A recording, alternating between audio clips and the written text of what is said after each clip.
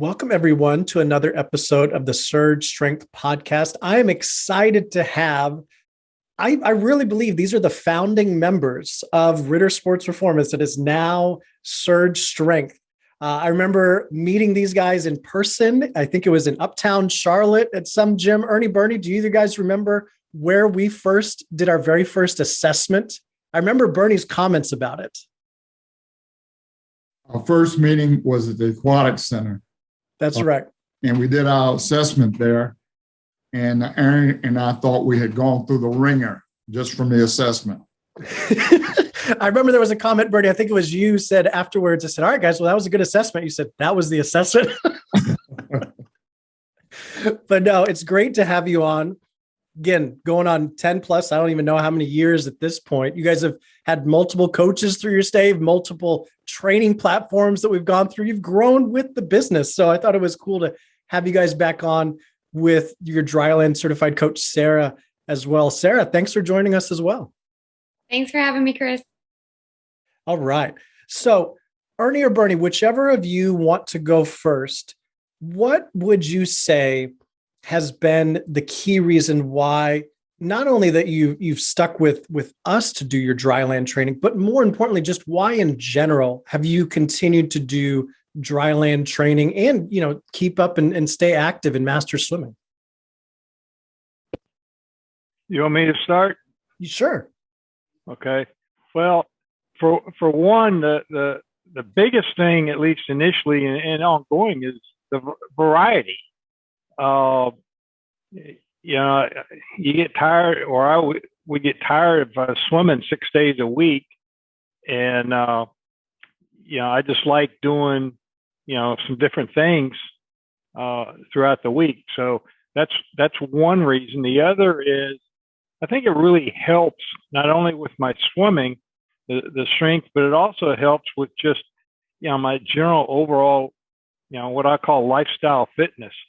And Bernie and I aren't the spring chickens we used to be anymore. And we've talked a lot with Sarah about incorporating exercises into our program that are, designed to maintain our physical well-being as we move into, old age at some point in the future. Things about like balance, doing exercises and working muscles that we normally don't use. And I think that's been very, very helpful. And, that's one of the primary reasons that, I think we keep going with it. And we've been able to have a lot of variety with it. And I will say Sarah has been absolutely wonderful working with us on creating the variety, creating the types of things that we need. And, Bernie and I are really pleased with the way and the direction things are going. And I'll have to admit, when you first started doing the training sessions online, I was kind of ambivalent as, I don't know how this is going to work out, but, I think Sarah has done a really fantastic job of making the program work and really enhancing the program, because we talk to her on a regular basis and what's working and what's not, and she keeps up with us, and it's been really, really good. So I feel like we're getting a lot of benefit out of it. That's awesome to hear, Ernie. Yeah, I remember when I was first talking to you guys about having an online option. I remember that and that's normal, right? I mean, a lot of people, that all their training experiences they know are with trainers in person. And that's how we trained together for, I don't know how many years, right, in Charlotte at multiple gyms and things like that. So yeah, that's a common thing I think a lot of people would probably have, but that's great from your perspective, having gone through all the different ways that we've trained together, the different scenarios, and then the coaches before, the fact that you're so happy with the experience you're getting with Sarah. That's awesome. Bernie, how about you?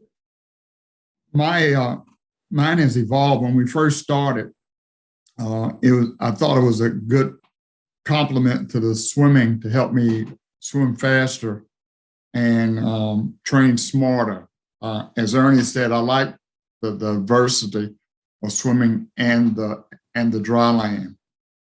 Over the last, I'd say 5 to 6 years, mid 70s and stuff like that, my age wise, it's become more important to do, as Ernie said, as I've gotten older, I realize I lose strength, and I really need to keep my balance up, my core strength up, and stay focused on that. So it has shifted from a swimming importance to a lifestyle, life health importance for me. And with the advent of COVID, Sarah has been a godsend. Oh, that's awesome. Yeah, I remember, Bernie, some of the first Masters meets I went to, just how cool it was to see, guys and gals in their 80s, 90s, even 100s. I remember one time I was down there in the Florida meet, saw the world record being broken for the group of oldest guys. I think all of them were in their hundreds, if not, a couple of years around. And that's just inspiring to me. And so to have you talk about, yeah, it is for the swimming a little bit, right? You do want to be able to feel good in the water, but at the same time, it's more about quality of life and being able to enjoy your life and not worry about, this ache or pain or things like that, and to be active and proactive for it. And you're right. You bring up a great point about, how much everyone's world has changed in the last year or two with COVID. If you haven't been doing activity before, I'm sure the last year or two, that's declined even more. And so it's even more important to do that. Sarah, I'll bring you in now. What was it like when you first started working with Ernie and Bernie? How has that evolved with doing the workouts, communication, or just anything you want to share about your experience as a coach working with them? Well, Ernie and Bernie have always been a treat. Probably, some of my favorite people to work with. It's a little bit different working with, people in their 70s versus people in their 20s or even teens, or like the high school swimmers that I program for. But yeah, I mean, when we first started working together, they had some goals with swimming, and they were swimming live in person. And then, it was kind of like just maintenance with dry land and just minimal, like, what can I do in the gym? And then, when COVID hit, it kind of brought us all a little bit closer because, they weren't swimming in person anymore. We were stuck in our houses. Ernie just created like this home gym that I'm super jealous of.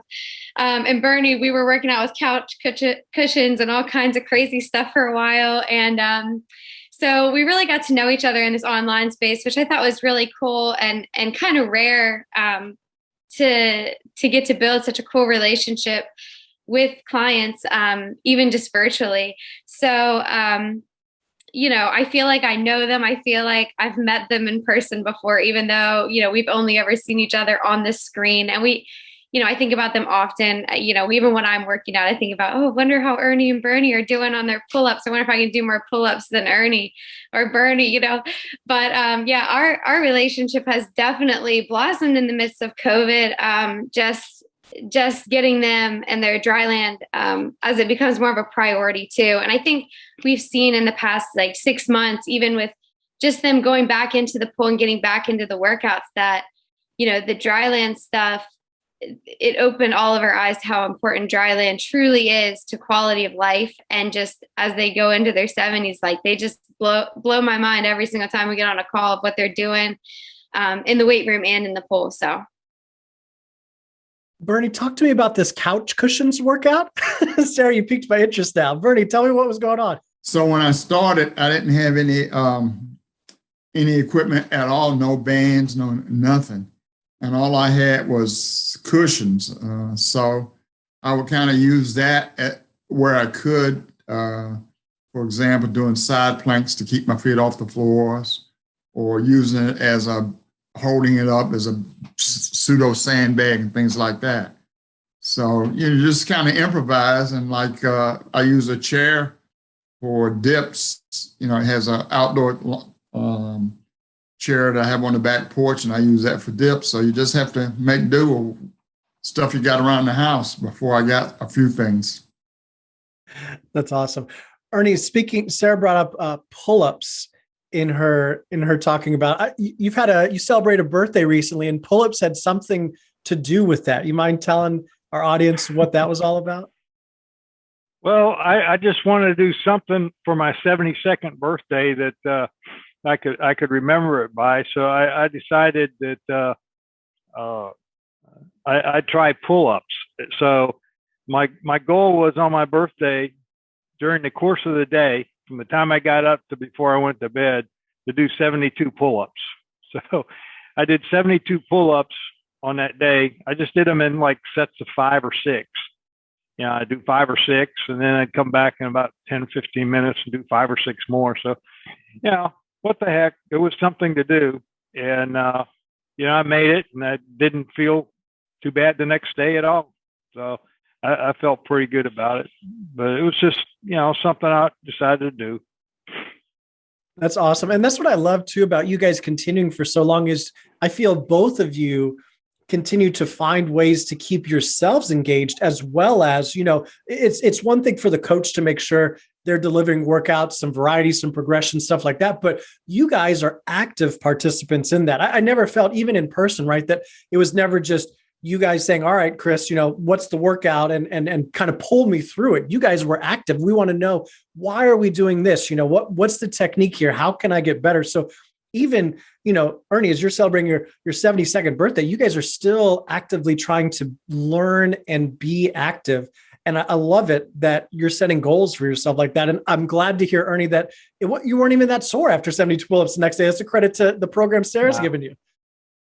Yeah. One other thing, I don't know if you remember, but the first time we met, after we did that, the assessment, you were asking us kind of what our goals were, and so I told you my goal was to set a world record in the 50-meter free for the 100+ age group.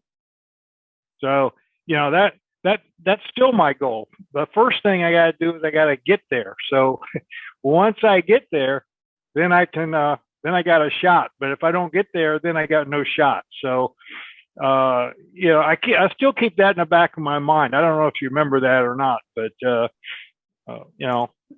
now that you bring that up, Ernie, I do. And I remember thinking, I'm going to like this guy. I like that he has goals long out there. And at that point, many years ago, the fact that you had that goal and you are still putting it out there. I mean, that's what makes life fun, right? To have goals like that you can look forward to. And in your pursuit of them, it's helping you have a better quality of life and better enjoyment of life as well. Yes. And the other thing is, I don't feel like, everything's riding on, the next swim meet or, what I do, when I'm 75. It's really what I'm doing between now, over the next 30 years. So, I think it helps put things in perspective, and, it keeps me motivated. That's awesome. Bernie, what about you? Can you talk about your motivation, not only in dryland, but just the sport of swimming as well? We see a lot of times, especially for younger kids, burnout rates and stuff like that. And here you guys are both swimming into your 70s. Ernie has a goal to, break the world record when he's 100 and all that. Talk about your motivations a little bit. Well, my motivation was to make the top 10. And as I got older, between 70 and 75, to get higher in the top 10. So just before 2019 and 2020, I placed 6th in national rankings in my best event. So after doing that, and then COVID hit, I'm kind of saying, well, I'm glad I achieved that because it's hard with the pools shut down. We spent 9 months with no water and then limited water. And now I'm just back to 4 days a week.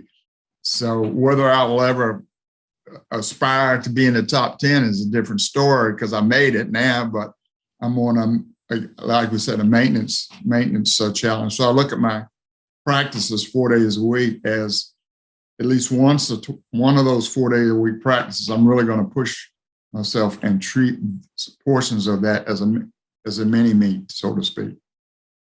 No, that's cool. Bernie, is there something in the last year or maybe even a few that you felt you've gotten better at dry land in particular, whether it's an exercise, a type of workout, technique of anything? What do you feel like the improvement looks like now? There were certain things that I couldn't do when I first started, and it had to do with balance and core strength. I've always been pretty good at pull-ups, but push-ups were not my best. And so some of the things we've done has helped me in terms of just core strength and balance. And I think overall, now that I swim, I think I got the other thing that has happened. I used to maybe every now and again get some backaches, and since I've been doing dry land, I got a strong back, so I don't have any issues with shoulders and backs. Things some of my contemporaries have, and I think the reason for that is because of the dry land. Yeah, that's a great point. You're talking about like your friends that around similar ages, maybe not doing the activities you are. And as you guys go through life, seeing the difference of their lifestyles versus yours in terms of activity, strength training, swimming, and all that. No, that's a really great example there for that. Ernie, what about you? What do you feel you're continuing to improve on? Definitely the flexibility. I'll reiterate some of the things that Bernie had said. And just to kind of tag along on what he was saying, when COVID hit, I talked to Gina, my wife, and I said, "Hey, why don't you come in and into our workout room, and I'll work you through these exercises since I'm here." And to my surprise, she did it, and so she's been coming in and doing the workouts. I do it, and then she comes in and I go through it with her. And the real thing that I've noticed, and she's stuck with it for ever since COVID hit, but she used to have backaches all the time and her neck. And we started doing these exercises. She hadn't had any backaches, no neck aches. She's not having to grab that heat pad and put it on her back. She's not putting those pain pads on her back. And I think that it's just, I think that's just huge when you start doing those exercises, and especially the back exercises and the things for the flexibility. It really changes your whole body, and I think that's been huge. And Ernie, it sounds like you weren't doing a lot of exercise with her, right? It sounds like you were more kind of giving her a little bit of a taste of the workouts. Is that right? Yeah, we were doing the exercises. I might do three sets. She might do 2 or 3. I'd have some of the exercises I'd modify. But she was doing pretty much all the exercises. Some of them would be, we'd modify them a little bit. But when we started out a year ago, she couldn't do a push-up. I mean, she's doing push-ups on her knees, and now she's doing regular push-ups. So, I mean, I was really impressed when she can get 8 push-ups now, and she couldn't get 1 a year ago. So, she's making a lot of progress on the strength and the flexibility, and some of the things she still has problems with, but then there's some things I got problems with too. So, Artie, that's awesome about the progression with the push-ups there for your wife. We're going to have to send you an honorary Surge Dryland certification. You're an honorary coach there. You've been doing this long enough. That's great. You're coaching your wife now. So Sarah, what's your perspective in terms of coaching these guys, the improvement that you've seen as a coach, whether that be since you started with them or maybe in the last few months as well? Yeah. So, like I was saying, setting goals is the priority because, they're training for a lifestyle, not just for their next swim meet. As you get older, the priority is not, what's my swim time? It's more, like, can I get off the ground without my hands? Or that's what we've been working on. Or can I still do the things I used to do? Or can I get on the floor and play with my grandkids, that kind of stuff. So, yeah, just watching them conquer those small little goals is just so inspiring to me. And to just think about all the other, 70 something people in my life. And I'm like talking to my grandparents, like, there's these guys, Ernie and Bernie, and their wives are doing 8 push-ups. Like, I know people my age that can't even do 8 push-ups. That's crazy. So just the little things is really, like, I think, what keeps everybody going. And it really is the little things that add up into the big things. And like I said, I mean, I don't get to see these guys in person, so I don't get to see exactly, the physical transformation, but just their little stories. Like, I'll get a text or a video of, hey, watch, I can stand up off the ground without using my hands now. And I'm like, this is so impressive and motivating. And to just share that with other people in my life is just, it's crazy watching the transformation. That's awesome. Ernie, Bernie, whichever of you wants to answer this question first, I'm curious. There has to be at least one day where you were kind of like, man, I'm not super fired up about doing the workout today, or maybe I'm going to skip the workout. Is there ever a moment like that? And if so, what do you do in that moment? Do you talk to yourself, in your head through it? Do you just kind of put your head down, push through? What are those moments like when you experience them? Okay. It's, for me, it's more of kind of where I work out. For example, this summer and spring, I worked on the back porch, and it was a lot easier to be motivated all the time. Now that it's gotten cool, I've had to come into the house. And so I find that if I don't do it in the morning, it's really difficult to do it in the afternoon. So I have to kind of pre-program myself, assuming my wife doesn't have something for me to do. It says, Bernie, you got to do it about 10 o'clock. Get on with it. And it's once I start, I'm okay. So it's a matter of just making that, doing the warm-ups and get going when I have those moments. Then, once that doesn't happen that often, but again, it's more of just doing it, and so to speak, and just getting committed. So my situation now is, now that I'm inside, I got to get over that hurdle, and then I'll be good. That's awesome. Ernie, what about you? Well, yeah, there are days that I don't feel quite as motivated as others. I think we all have those kind of days, but I really try to go in and at least get started. Once I get started, I usually can just, force my way through the workout. Every once in a while, I might skip the third set, but just try to work my way through it. Even if I don't get it all done, if I can get most of it done, or maybe I don't get quite all the reps done, but at least get in there, get it done, as much of it done as I can.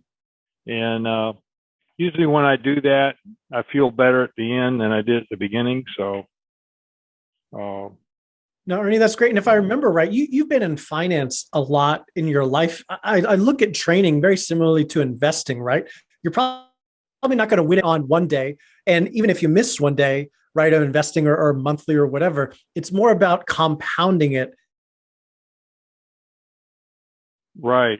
And it's kind of like a lifestyle. I mean, I've been swimming and working out and doing stuff, since high school. So I've never really stopped. And I mean, if I don't work out, if I don't do something every day, I get really antsy, miserable, not as pleasant to be around.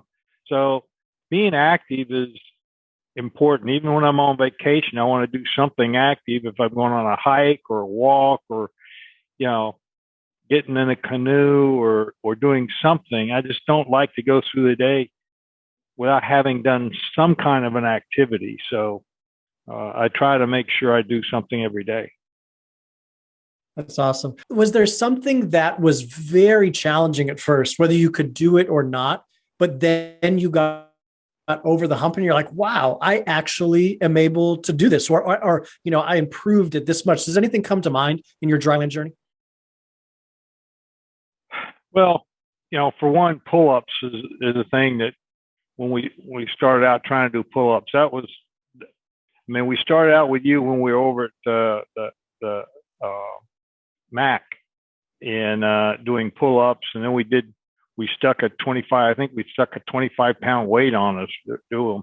And we finally got pull-ups done then. And then after that, we didn't do pull-ups until probably last year again. And when I started back, it was like, it was a struggle to get one or two. So now we're back up to being able to do 8 to 10. So, that was something that if you don't do them, you lose it. And so that's something we've been working on all the time. And then the other thing is Sarah mentioned earlier, getting up off the floor without using your hands. I remember 5-6 years ago, I didn't have any problem with that. That was easy. Well, we started doing that a couple months ago. I couldn't do it. So we've worked on that, and now we're getting better at it. And I can actually get off the floor now without using my hands. So I've still got a little ways to go. It's not very pretty, but we're working on it. And that comes under what I call the lifestyle, the lifestyle exercises, the lifestyle training. So which is important. That's awesome. Bernie, what about you? What comes to mind in terms of something you didn't think you would be able to do, or, a breakthrough, whether it's an exercise, anything? In the past, for the past 2 years, the thing I got really better at was when we did the pull-up challenge, not the push-up challenge. When I first started that, man, I was going nowhere. But then I finally was able to get over the hurdle and increase my reps and things like that. And I think when I was at one point before I hurt my shoulder, I was doing pull-ups every day, and I was really knocking those out. In the spring, I shoveled too much mulch and pulled my shoulders. So I'm now working my way back up in the pull-ups. But the other thing that I found that I'm doing now is to increase what I call my hip flexibility. All of the exercise that we're doing, I'm very stiff in that area. And so just in it, I like to, if I keep at it, I'll see some progress in getting some more flexibility in the hips and those areas. And also a straighter back, because as I've gotten older, I got to guard against having the round shoulders. So I think I've gotten better with posture. Posture has been something I'm really paid attention as I've gotten older.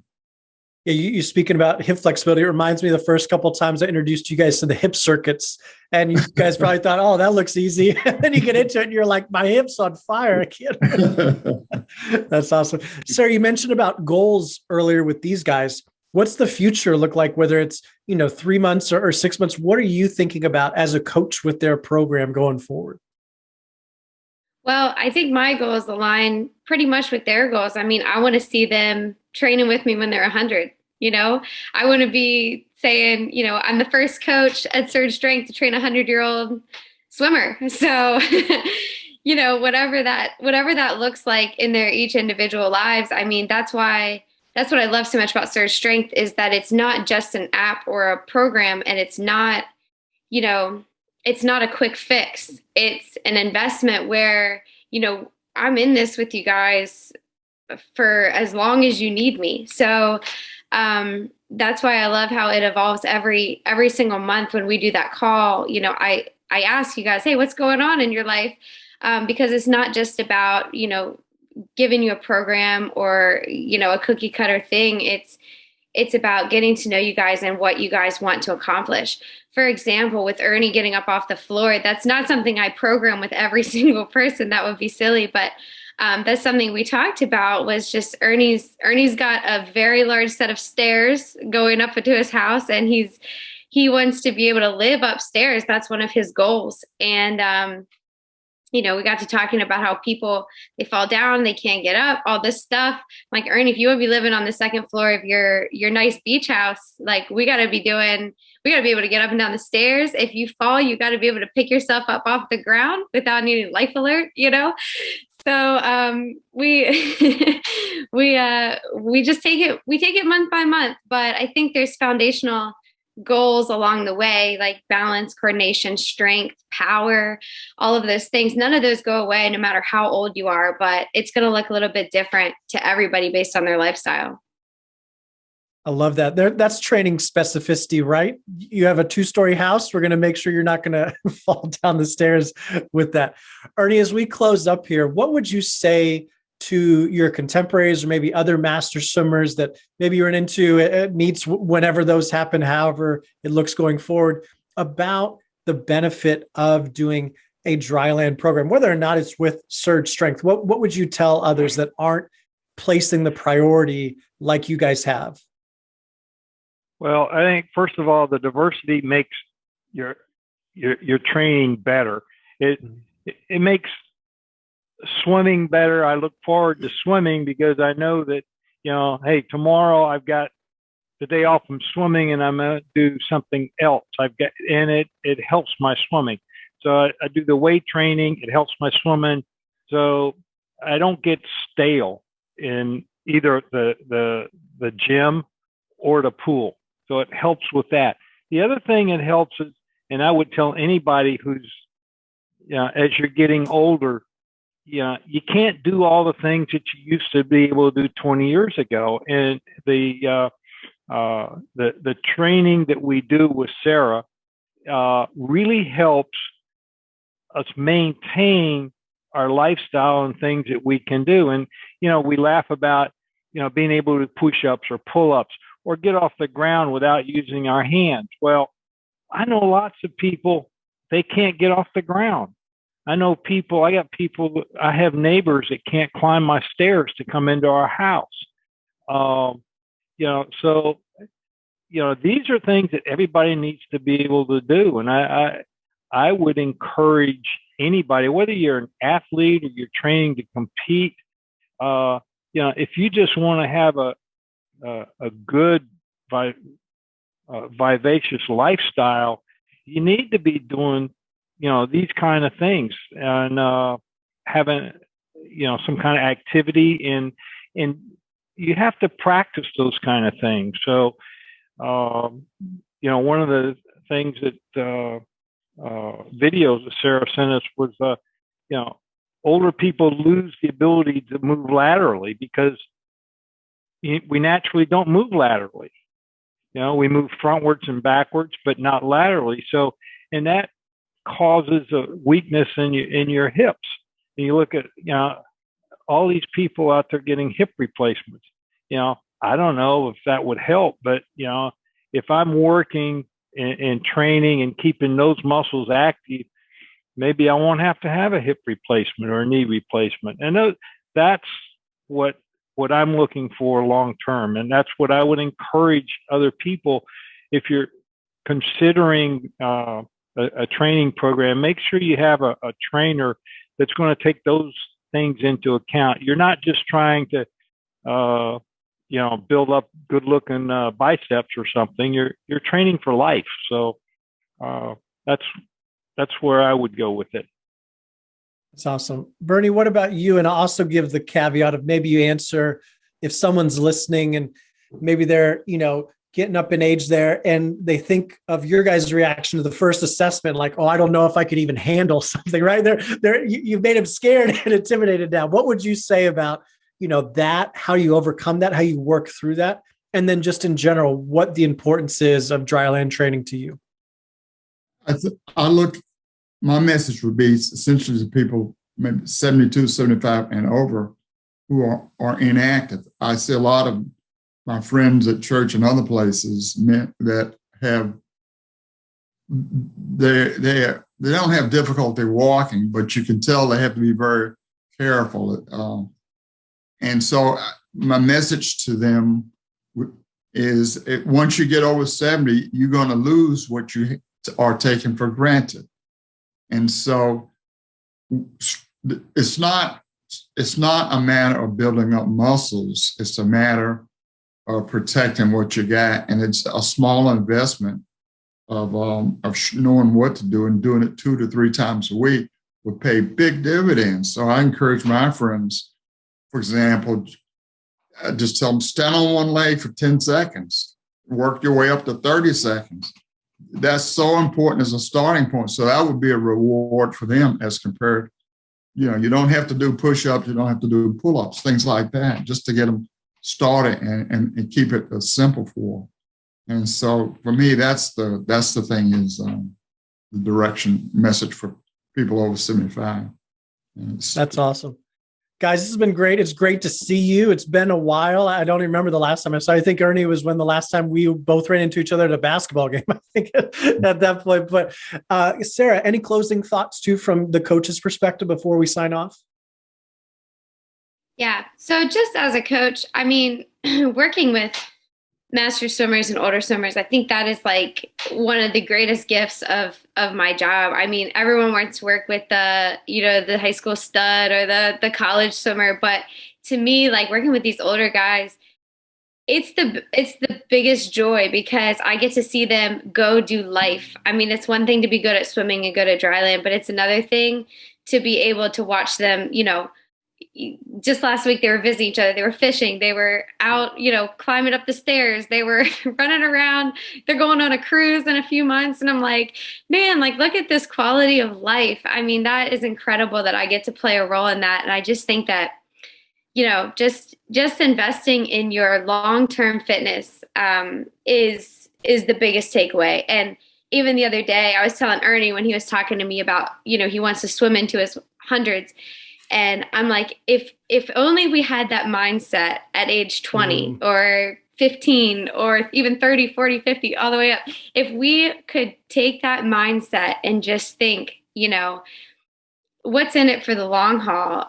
What's really important? How should I really be spending my time? How should I really be spending my energy? And what's worth worrying about and what's worth letting go? Like they said, it's not about building biceps. It's about being able to live your life. And I just think that is so much wisdom from these guys. So it's an honor and a privilege to be your guys' coach. That's awesome. Sarah, thanks for ending it. Ernie, thanks so much again for coming on the podcast. We'll have you guys back on at some point, probably before Ernie, you get your goal, but keep working towards it, man. That's awesome. It's great to see you guys again.